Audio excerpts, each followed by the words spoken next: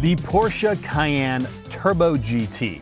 This is the most expensive Porsche Cayenne currently sold, and it is also the fastest. In fact, this is the fastest SUV in the world around the Nürburgring. With that in mind, in this video, we're going to be walking you through how Porsche has used every electromechanical system in the world to turn this Cayenne into a track-capable vehicle and then take it for a drive around Autobahn Country Club, where we're going to explore its dynamic limits at a racetrack. So with that, please enjoy.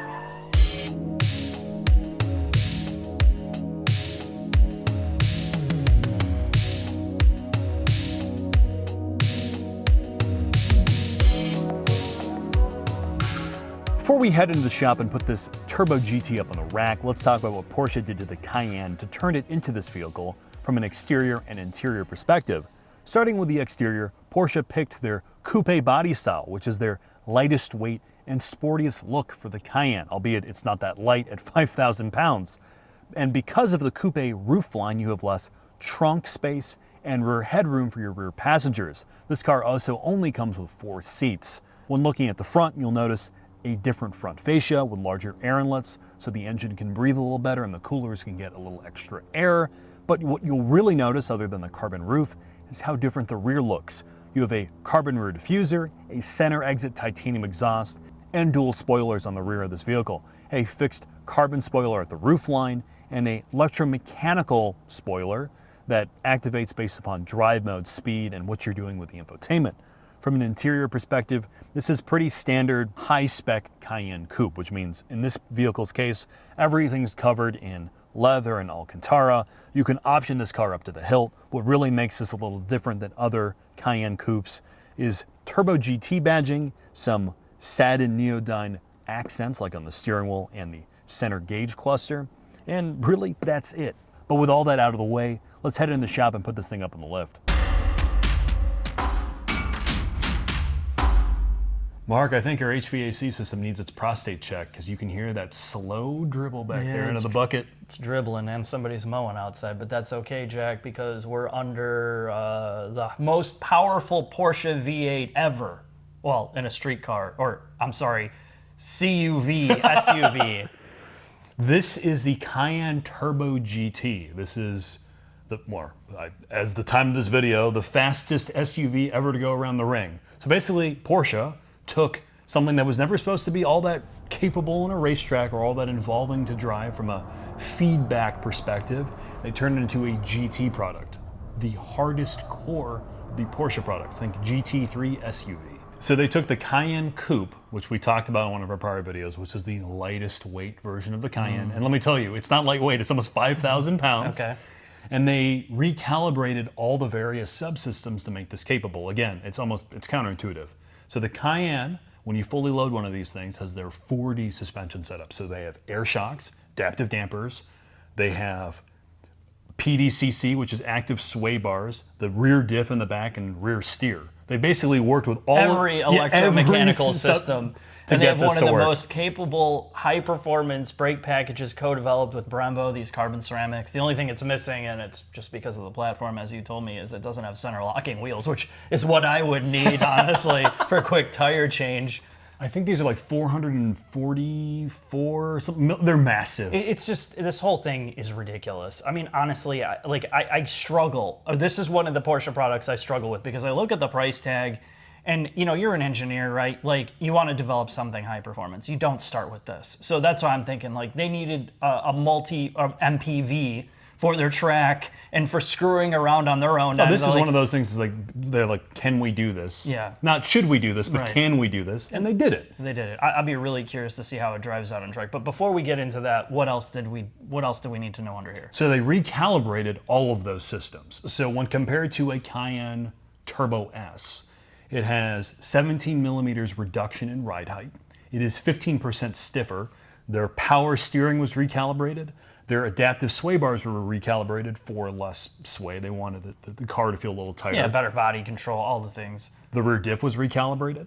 And then they added wider wheels in the front. They're about an inch wider than the standard turbo wheels. So you have 285 front tires on a real summer tire, and they added about half a degree of negative camber to the front of the vehicle to get it to turn in. So again, they're taking something that should not work on the track and turn it into something track capable. This is basically maxing out what MLB Evo, which is the platform this is on. This is the same platform that the Urus and the Bentayga, the Q8, the Q7, every big Audi group product is in, and they're just trying to make this the most capable thing in the world. It runs a 738 around the ring, which as a reference point, yes, tire technology's changed and everything, but it's fast as an LFA.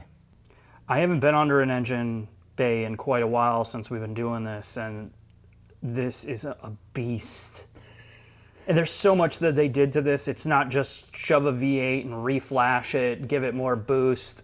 They've done a lot, Jack, so let's get started. They've actually changed the entire crank drive of this engine. So the connecting rods, the chain itself, the individual components are all new to deal with the added output of this motor. Makes 631 horsepower, 626 foot-pounds of torque. Means this thing will do 0 to 60 in 3.1 seconds. But because, again, this is track capable, and really, hopefully, if you buy one of these things, you're not just taking it to the grocery store. You will terrorize a Miata or something on the racetrack. That's what I said. Like, if you're going out and you're doing racing or track stuff, and you're not just buying this to go to Arby's and like all that other crap, like I could see the potential of like, hey, let's go learn a track, hop in. You can go around and fly and flat out like you were in a sports car. That's the one thing that is cool about it. It's a counterintuitive product. They also radically changed the cooling. So you have bigger charge coolers in the front. They added 2 auxiliary coolers and then a cooler to the transfer case for the all-wheel drive system in this vehicle, so it should hold up to temps. And then here's their big showpiece, which is admittedly some of it's marketing, but a lot of it is real.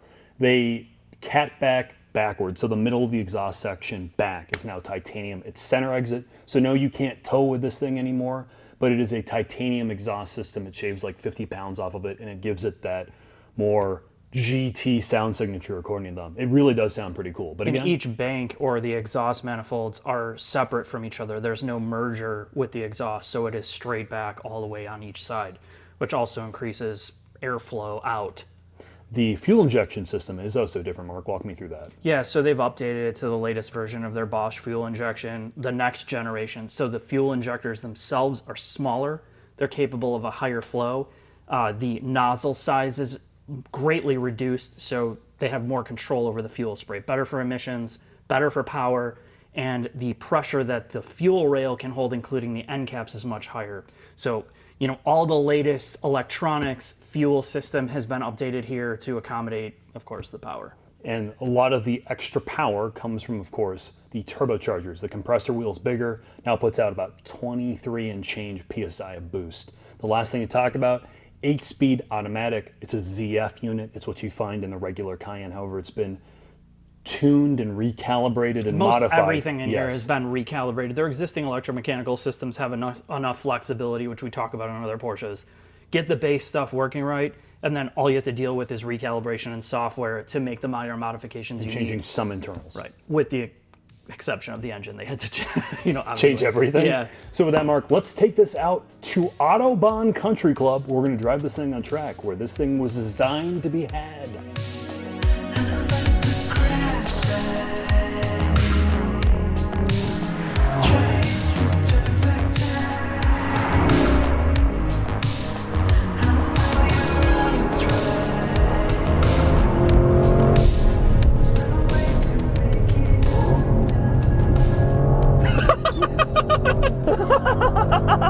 Oh, Jack, what did you do? We're out here at Autobahn Country Club on South Circuit in a Cayenne Turbo GT. Look, I'm not supposed to like this car. I'm supposed to think it's stupid. I'm supposed to think it doesn't drive well because it's an SUV. But you tell me out here with a straight face that this thing isn't amazing. I just got done blowing the doors off a GT350R in this thing, and I think that's the funniest part for me is just, you still have to deal with the fact that you can't break the physics down of moving around 5,000 pounds. You know, this is heavy. So when you go out here, you're like, oh my God, this is like a 911. And then you're like, you still have to stop, you still have to turn. Yeah, But- it doesn't deal with weight transitions like a traditional sports car, but with a rear wheel steer. Oh my God, the rear wheel camber, steer is amazing, dude. Just unbelievable how much it gets you through the corners. I told you when I was out here that the turn-in was phenomenal for an SUV. I've never felt anything like this out here. Well, with I this mean, big. They got the rear like totally maxed out, where you're just like the car, like you don't even have to turn the wheel. The whole back end is moving with you, and it almost makes it feel like unstable. But it's part of the magic. All these electromechanical systems is how you move this 5,000 pounds around, and I think this is how all these big, beastly SUVs and touring car things or GT cars have gotten so ridiculously fast. Outside of being fast in a straight line, this thing is amazing, dude. I can't believe they did this. I mean, it's just totally pointless. Look, out here, I'm going to be honest, it's better to drive than a lot of dedicated sports cars we've had on this channel. It's faster than something like a Supra. It's way better to drive than a base C8. Yeah, and that's for No, I mean, It's this an SUV, dude. This thing is so fast, dude. I mean, it's ridiculous. I mean, and the good thing is you kind of feel something. That's what I kind of complained about with like the BMW piles. Well, not piles, but you know, like the X5M and some of those SUVs. Like it's going hyper speed, but you don't feel like you're doing anything. This actually has some driver engagement to it, and feel like you're actually steering it. The back is moving around a bit. I mean, it's amazing. And when you're out on the street, I drove it 2 hours to get here. It only rides 10% stiffer than the best riding SUV in the world, which is a Cayenne.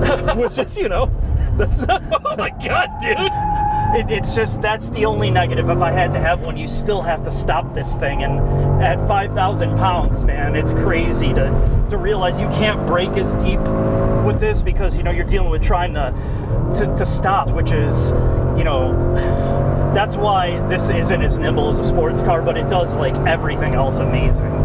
How's the engine and gearbox?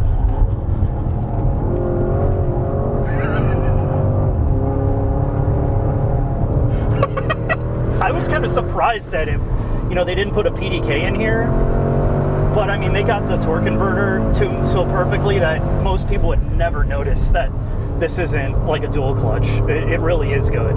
And the brakes, dude. These things are massive, no fade. You're gonna kill the tires way before you kill these I ceramics. mean, this could use stickier tires, honestly, if you wanted to get more braking performance out of it, but I mean, it's just like, why? So with that, Mark, before you make me violently ill, let's get into the final thoughts. I told you would like this fucking thing.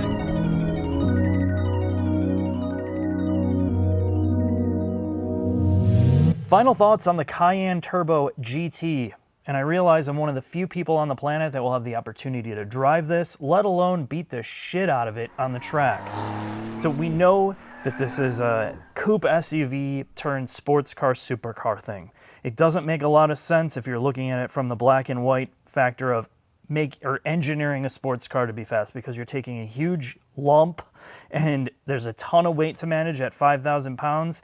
So really, to me, this was a technical engineering exercise to see how far they can push their electromechanical systems to manage the weight.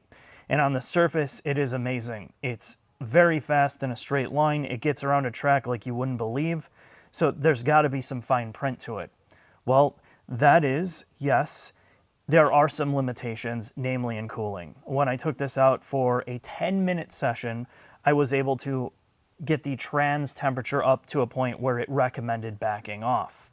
I also noticed in a straight line where this car started, or SUV started, being just belligerently fast to pull and pull, you could feel the ECU or the computer tuning dialing back the power the more heat you got into it. This definitely does not have the cooling power of something like a true GT car like the GT3 or the GT4 RS. There are limitations of how far and for how long you can push this.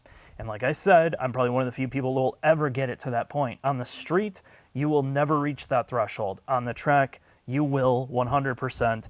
So I will say that. Everything else about this is typical Porsche stuff that we rave about. Great fit and finish, great build quality, unbelievable ride on the street. It is super comfortable and just, it feels like a sports car. It really does, which is mind-blowing given what this package is. And I'm going to leave it at that. Thanks for watching. I'll see you next video.